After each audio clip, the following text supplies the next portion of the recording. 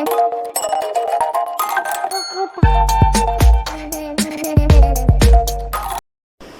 Everyone, इस video में बात करते हैं पीसीबीएल की। यहाँ पे दो कमेंट आ रहे थे, एक एसके रमजान का रहेगा और इनको 268 के अराउंड स्टॉक हो गया है और ये बोलते हैं कि आप बाय कर सकते हैं। Next comment is of Aamir Sheikh, PCBL के एनालिसिस चाहिए थे, 272 के आसपास इनका बाय है।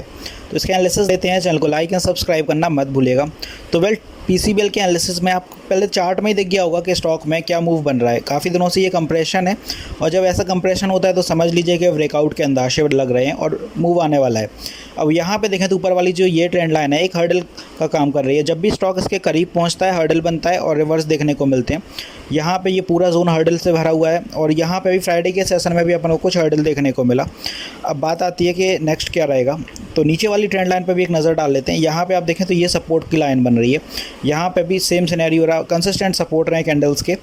तो यहाँ पे ये इंपॉर्टेंट लेवल इसी वजह से बने। अब जो इंपॉर्टेंट है यहाँ पे अगर आप देखें इस पर, तो यहाँ पूरे जोन में कंप्रेशन देखने को मिल रहा है आपको। कोई बड़े मूव्स बन नहीं रहे हैं, बनते हैं तो सेम डे रिवर्सल भी आ जाता है और ज़्यादातर डोजी कैंडल है या इन्वर्टेड हैमर बन रहा है यहाँ पे।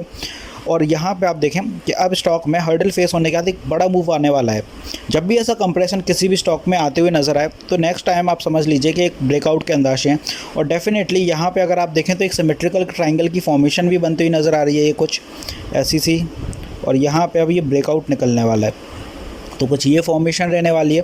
तो अपना जो नेक्स्ट सेशन रहेगा उसमें अगर यहाँ पे ब्रेकआउट होता है तो उसके लेवल समझ लीजिए, आपको अपने आप समझ आ जाएगा कि स्टॉक में मुझे कैसे डील करना है और क्या मूव रहेंगे।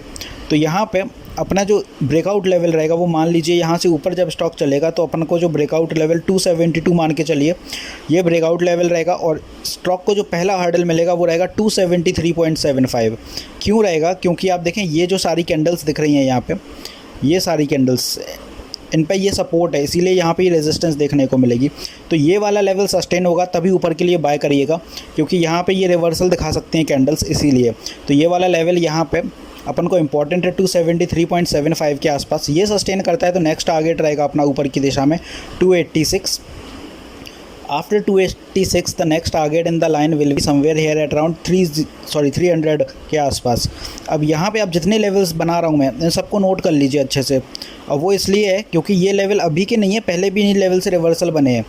इन लेवल पे देख लीजिए 286 के आसपास ये सारी कैंडल्स का सपोर्ट दिख रहा होगा आपको, ये सपोर्ट बने हुए हैं पहले भी, और ऊपर इन लेवल्स पे ये भी ये सपोर्ट है। तो अब ये अपना जब स्टॉक ऊपर जाएगा तो ये सारे अपने एज अ रेजिस्टेंस काम करने वाले हैं। तो 300 तक के ये लेवल रहेंगे और 300 सस्टेन करेगा तो 315 पे फिर ये कुछ लेवल। तो अपने फ़िलहाल 315 के टारगेट रख के चलते हैं।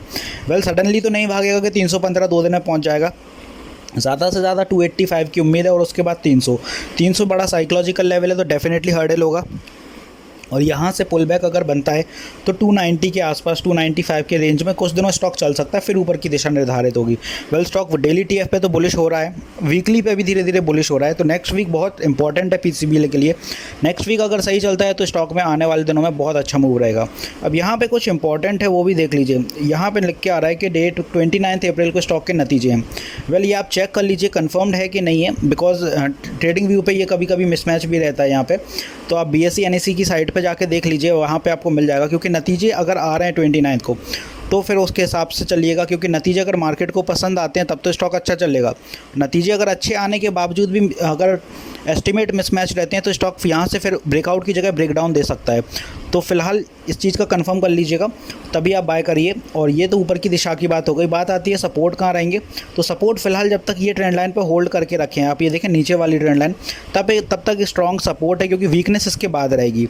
तो ये एक इंपॉर्टेंट लेवल है और जब तक इस लेवल के पास स्टॉक है तब तक ऊपर की दिशा निर्धारित होगी। तो ये कुछ अपने सपोर्ट रहेंगे नीचे की दिशा के लिए। ये ट्रेंड लाइन के पास ही 265, इसके नीचे तो कोई सपोर्ट दिख नहीं रहा है फिलहाल। बाय एनी मीन्स अगर कोई बड़ा पुल बैक बनता है कि अगर नतीजे वगैरह आ जाते हैं, बिगड़ जाता है कुछ मामला, तो फिर इंपॉर्टेंट लेवल रहेगा यहाँ पर 250 का साइकोलॉजिकल लेवल।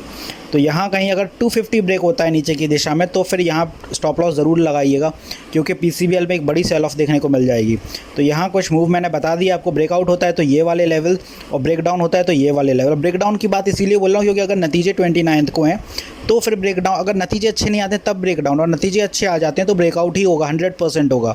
इसीलिए क्योंकि नतीजे वाले दिन आप देखें तो प्राइस एक्शन काम नहीं करेगा, इंडिकेटर्स काम काम नहीं करते हैं, जब रिजल्ट आते हैं तो वॉलेटिलिटी आ जाती है स्टॉक में, भर भर के पैसे आते हैं।